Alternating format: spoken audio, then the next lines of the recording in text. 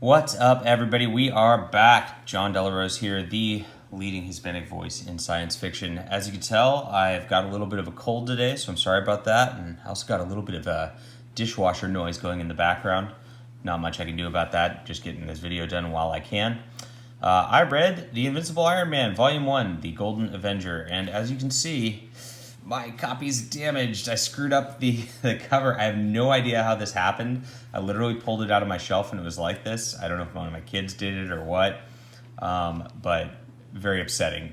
This is, I believe it was out of print. I think they did a reprint of it, but that's probably out of print too. Unhappy. For a while there, this book was going for about $200 on eBay because it was out of print for so long, and for good reason. So we'll get into this review quickly here. This is The Golden Avenger. This is Volume 1. It takes place in 1963 to 1965, and the book covers Tales of Suspense, number 39 through 72. All right. It's an interesting book. Tales of Suspense 39 is definitely one of those like short stories where a lot of the stuff that Stan Lee was doing was just these short 8 or 10 page stories with sort of, how long was this one? I guess it was a 13-page story. 12 pages and a splash sort of internal cover. Just about a cool concept, science fiction, fantasy, or horror. And he did a ton of these. And I've been reading through, I read through the Steve Ditko volume of short stories where they just collect all of his one-off short stories. It was really awesome, and it got me into reading these old classic short stories and also making my own short stories. For those who back on Patreon, you get to read those. I don't have them released anywhere else yet. So it's a lot of fun, and I enjoyed it. The Iron Man, as you can see, we have this like grayish thing that we get with his origin. He's in like a communist Chinese camp or whatever. All the other skins are yellow. Yeah, very caricaturish. And he teamed up with a scientist to break out of the camp, becomes the Iron Man, and goes home. And immediately, even in the first issue, they say don't miss out on Iron Man in the next great issue of Tales of Suspense. It seems like they realized they wanted to go to serial character formats at this point and push this further. Next, it just goes through a smattering of random one-off plots. They changed to gold armor in this one, and they actually show him making his gold armor, and they kind of established Tony Stark a little better with his background in the second issue here. We learn a little bit more about him. He's a playboy, he's an inventor, he's got money, and we see Iron Man fighting this giant thing and winning. Now you see the stronghold of Doctor Strange. This is not the Doctor Strange, it's just a bad guy who calls himself Doctor Strange. In this one, it has very little to do with anything else. He takes him down, and then we get a red barbarian. Lots of anti-communist propaganda in this book. Very interesting, as Tony Stark's a weapons maker for the United States, and very happy about it. Later on, like in later series, they have him have this crisis where he just like doesn't want to be a weapons maker, but that's not involved in here. He's very happy to make weapons for the United States, for democracy, for the Department of Defense. It's refreshing to read a character who's just like unabashedly interested in capitalism and just doing the right thing for the country and all that. So interesting how things shift with different writers in later times when they do their little fan fiction of this. So Don Heck does all of the art in this volume for the most part, and it's fine. This is obviously his design for Iron Man. It's a little crude and uninteresting. He's, I think he did Daredevil as well. I can't remember who did Daredevil, but it's fine comic art. It's just pretty standard. The faces are a little on the rougher side compared to looking at like Jack Kirby or Steve Ditko or anything like that. Not quite as expressive. But there's nothing wrong with the comic art in general throughout this. And as you see, there's just over and over, we get 12-page little just quick vignettes of Iron Man fighting some new villain. We got Kala, Queen of the Underworld. This was a very fun one. I liked Kala as a character in here.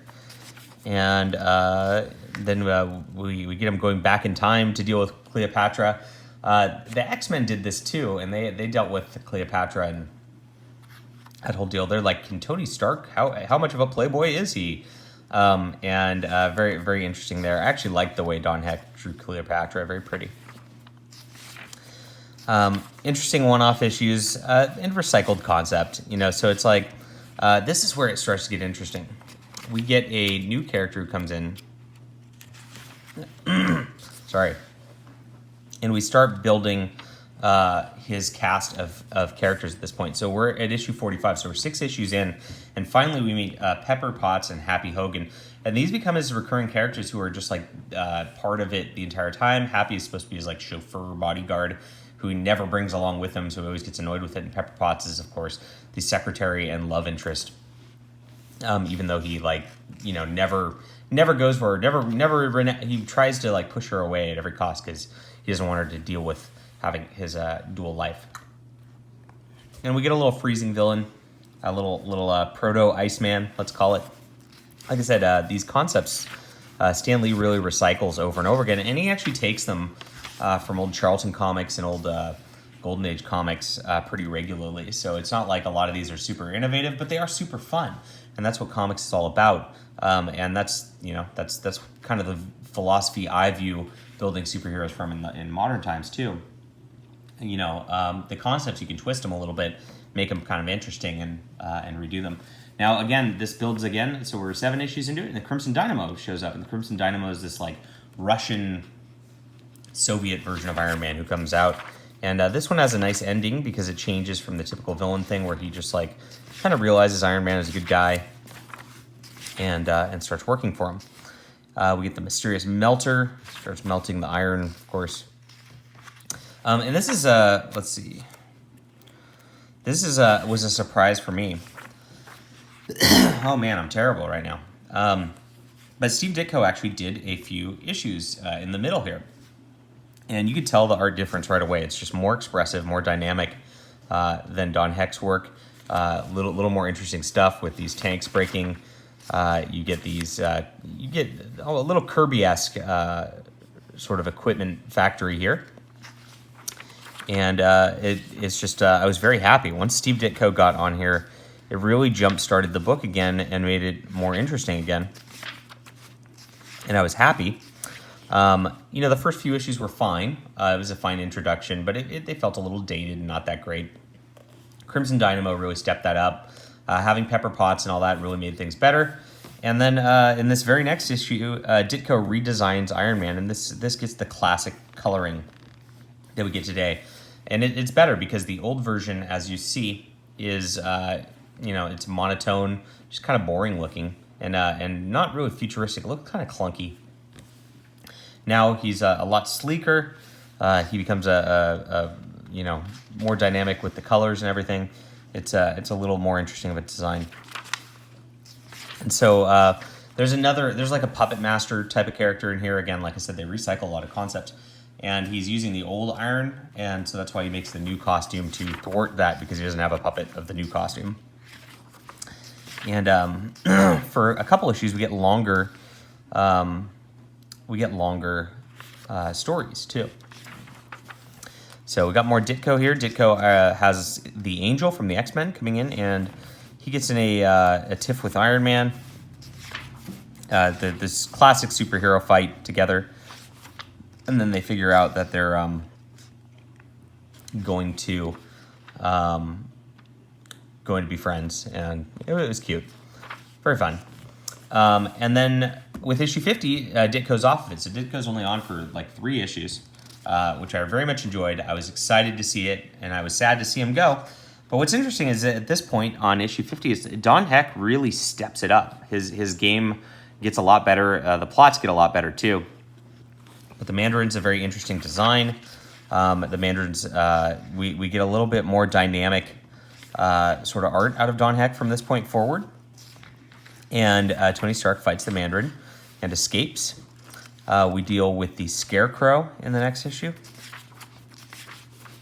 And over this, the Pepper Potts sort of relationship takes twists and turns, and Pepper Potts gets really interested in him, and then she tries to make him jealous with Happy Hogan quite a bit.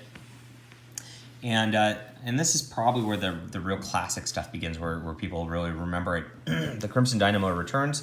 It's a different guy in the suit this time, as communists break in because of the Black Widow, who basically seduces Tony Stark and causes all sorts of problems. And this is the first introduction of the Black Widow. The Black Widow really shows up a lot in this book, which is very interesting. I know they're coming out with an epic collection of her stuff later this year. And a lot of the original stories actually start in here. So she's back in the very next issue. And then we get another return of the Mandarin. And as they like build these characters like the Mandarin and the Black Widow, who just show up multiple times, this becomes a serial for, I think, 3 issues. I guess 2 issues in this one, where the Mandarin's dealing with Iron Man. And we get a little backup feature all about Iron Man. Very good. I love this pinup right here, Pepper Potts. This is very 60s swimsuit. Very cool. Yeah. And it just shows the bad luck of Happy Hogan. He's out of film, even though he's trying to take pictures of her here. The Unicorn's kind of a dumb villain. Yeah, I don't know. I wasn't super thrilled by this, but the story was pretty decent as it was. We get into Hawkeye. Look at this. So Hawkeye starts out as a villain in Iron Man, and he's not really that much of a villain. He just wants to prove himself and show how awesome he is.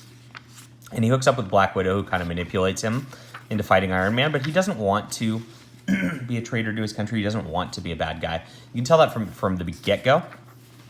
And he can't really do much against Iron Man, but he shows up 3 or 4 times in this volume, which is fun to see the sort of Avengers building in this. And we get Captain America. I believe this is the issue where Captain America starts in Tales of Suspense. So we get a fight between the two. It turns out the Chameleon is running around as Captain America, and ties into Spider-Man because Kraven the Hunter was exiled from America in a Spider-Man issue very close in time to this. So I loved being able to read that volume and then seeing it continue over here and tie over. And once they figure it out, they're back to friends. And now, from this issue forward, Captain America is a double feature, so it's half Iron Man, half Captain America in Tales of Suspense. We get the Black Knight, who comes in from the Avengers. I think he's a Golden Age character, as I recall. Very fun on a flying Pegasus. I enjoy this character and enjoyed that issue. And then, because of what happens in these events, Iron Man gets accused of Tony Stark's murder because Tony Stark's never around, and there's an issue with his armor where he can't take it off, so he just is pretending Tony Stark is gone.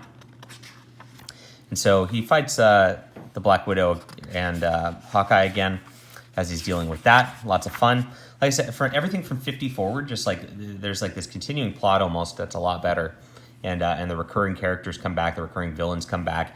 It just starts firing on all cylinders at that point. A lot more fun. And what's interesting is Pepper Potts and Happy Hogan get really distrustful of Iron Man, and he's sitting there the entire time being like, "I wish I could tell them, who I am, but I can't." It's very interesting. But the Mandarin basically gets him in a plot where it looks like Tony Stark, it might be a traitor or something like that.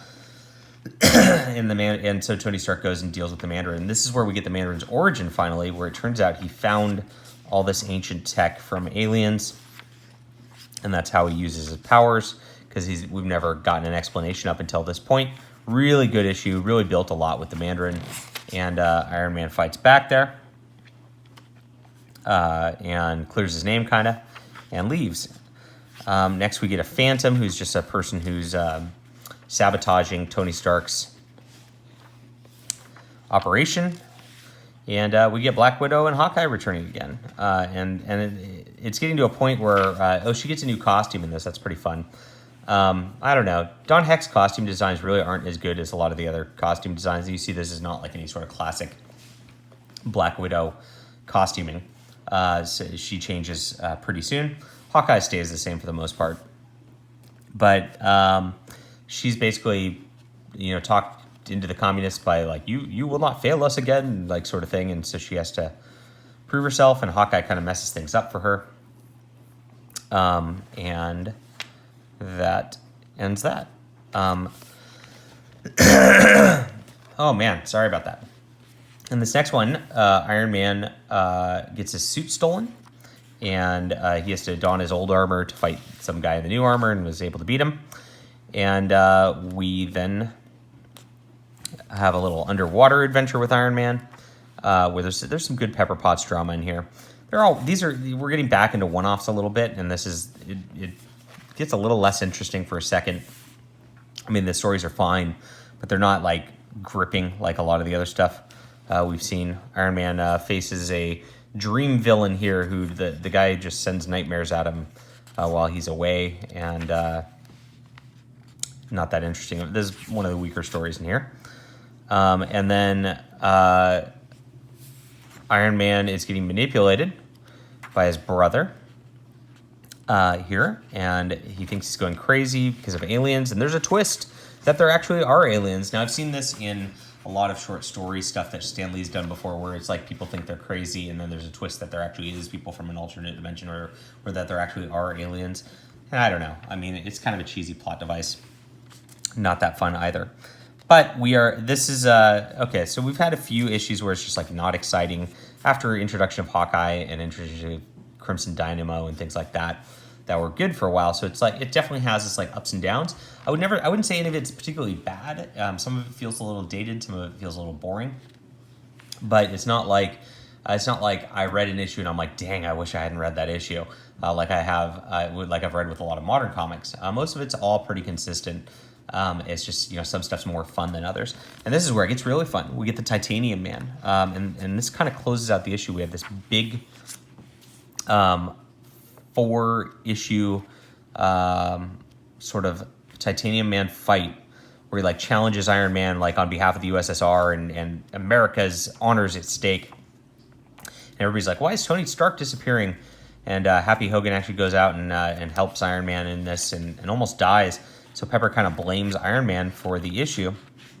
And, of course, Iron Man's victorious. And then she starts to think of Tony Stark as a coward because she's like, you're never around during this stuff. Like, why did you run away? Happy Hogan went out and, like, risked his life for America. Iron Man's risking his life for America. What's your problem, Tony? And Tony's just like, And so it's really heart-wrenching stuff in here. This is, like, some of the better emotional moments of the entire book, I would say.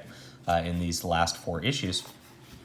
And then this last issue is kind of a coda to that story where we're kind of watching what's happening with Happy Hogan, who's in a coma. And Iron Man has to fight this Fantastic Four villain here and goes back to Pepper Potts and has that drama going again. Definitely interested in seeing where this heads in Volume 2. Very interesting right there. I like the little advertisement for Spider-Man Tales of Suspense, which are kind of coming out around the same time, and built the building blocks of the Marvel Universe. And here's all their characters in one ad. Good stuff. And that's about it. So this is the volume. There's highs and lows. Ditko's art was great to see, even if it's only for 3 issues. His redesign of the Iron Man costume frankly made the costume so it's much better. Don Heck really stepped up his game right after Ditko came back. Maybe he needed that break. These pulp artists, like, they really had gruesome schedules. So maybe he just needed a little break to like reorient himself and get going again. Things picked up from there. Stan Lee's plots really picked up from there too. The whole Pepper Potts and Happy Hogan dynamic was really good. And overall, I found it very enjoyable. This is, I don't know, just because there are highs and lows, it's not my favorite volume of the epics that I've read.